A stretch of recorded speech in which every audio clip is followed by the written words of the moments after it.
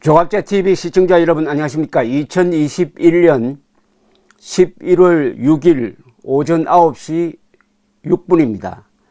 어제 윤석열 후보가 국민의힘 대통령 후보로 확정되는 데 있어서 그 득표 차이는 6.35%, 6.35%포인트였습니다.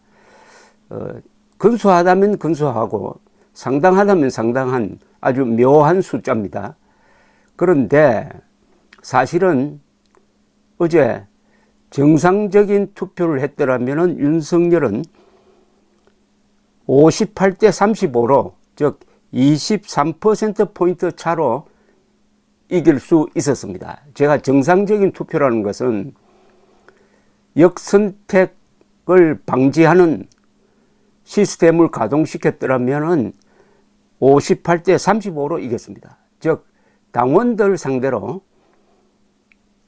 투표를 했더라면 58대 35가 되었다 이 말입니다. 그런데 여론조사를 섞었고 이 여론조사에 역선택이 들어왔음이 확실합니다.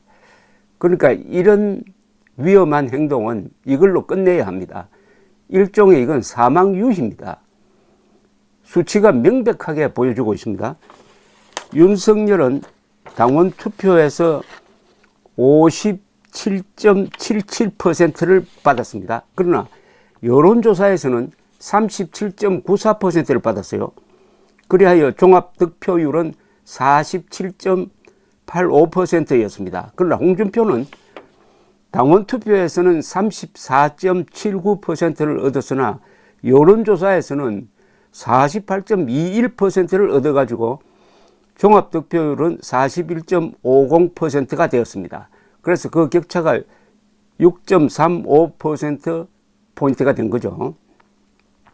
이 민주당식으로 경선을 했으면은 윤석열은 58대 35로 압승했다는 겁니다. 58대 35로.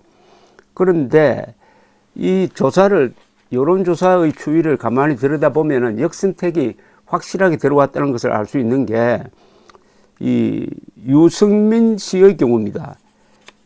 유승민 후보도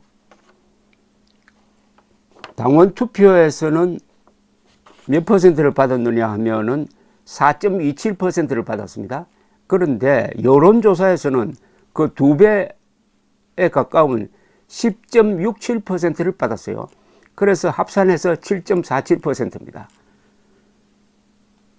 유승민 그리고 홍준표 두 사람에게 역선택이 들어와서 민주당 지지자들이 많이 표를 몰아주었다는 것이 이것으로 거의 입증이 됩니다. 그러나 원희룡 씨를 보면은 여론조사에서 3.19%, 당원 투표에서 3.16% 같습니다.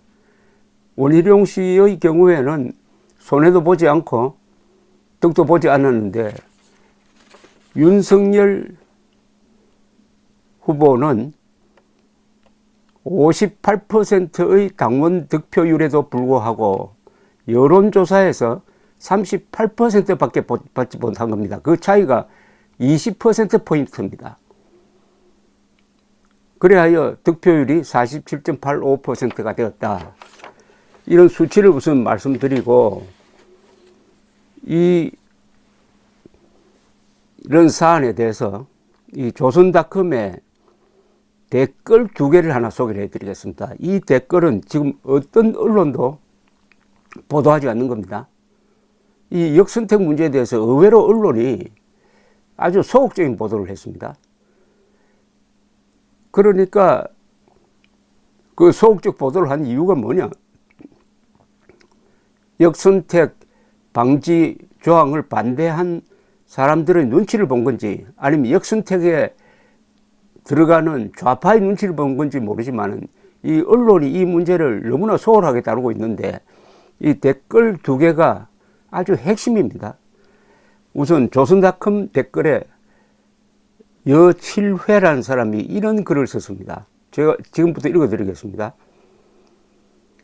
국힘당 경선은 좌파의 역선택 공격을 국힘당원들이 온몸을 던져 막아낸 쾌거였습니다.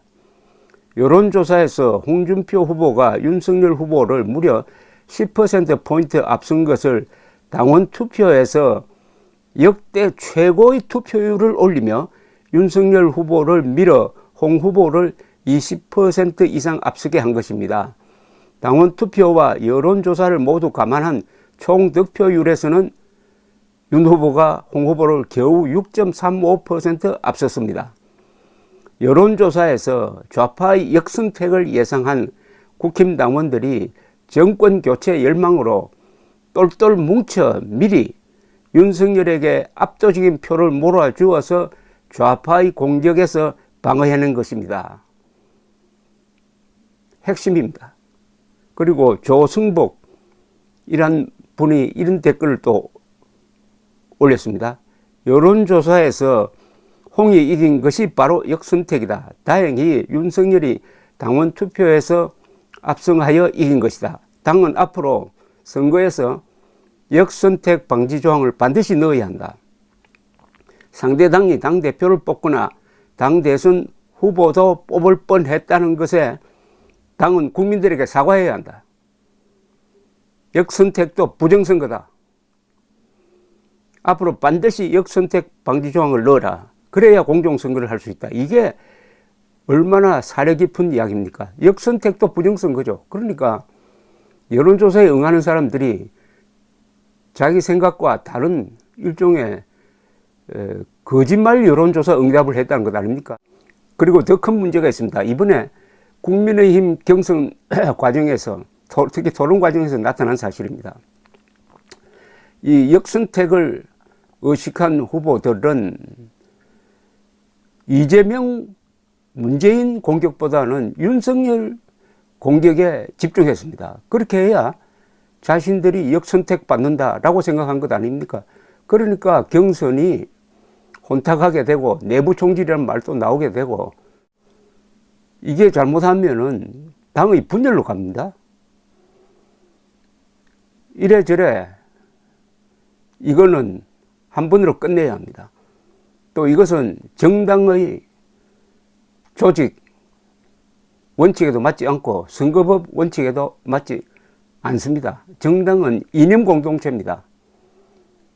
같은 정책과 같은 정치 철학을 공유하는 집단인데 왜 상대 후보 측 또는 적대 세력에 물어가지고 자당 대표를 뽑겠다는 겁니까? 이런 자가당착이 있을 수 없습니다. 정홍원 경선관리위원장이 그래도 중심을 딱 잡아가지고 이 정도로 마무리했습니다만은 이제 경선관리위원회를 해체할 때 이 점은 반드시 짚고 당에 강력한 건의를 하고 물러나는 게 맞다고 생각됩니다. 사망 유인은 한 번으로 끝내야지 두 번, 세 번 하다가는 정말 죽는 수가 있습니다. 감사합니다.